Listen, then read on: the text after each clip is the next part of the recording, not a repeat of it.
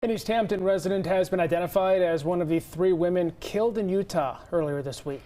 22 News reporter Claire Overton joins us live in studio with what we know about this triple homicide. Nick and Ciara, 34-year-old Natalie Graves, her aunt, and an elderly woman were also killed in what police are calling a random act of violence.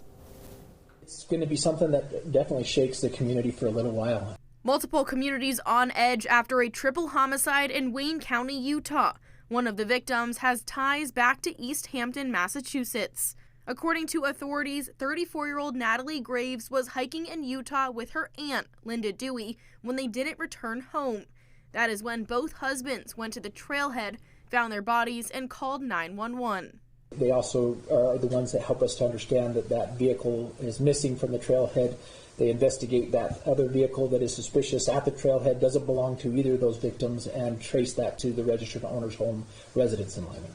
Multiple different law enforcement agencies were able to put the pieces together and arrest 22-year-old Ivan Miller of Iowa. According to their timeline of events, Miller's personal car was disabled after a collision with an elk on February 28th.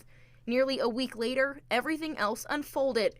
They determined that an 86-year-old woman was killed in her home, allegedly by Miller, who then stole her car and drove to the trailhead, where he allegedly killed Graves and her aunt before stealing their car. Investigators utilized automated license plate readers and integrated vehicle tracking services to monitor the stolen vehicles' movements through southern Utah into northern Arizona and eventually into Colorado. Graves was on the board of directors for the Northampton Community Arts Trust, which described her as a clinical research project manager and a dancer.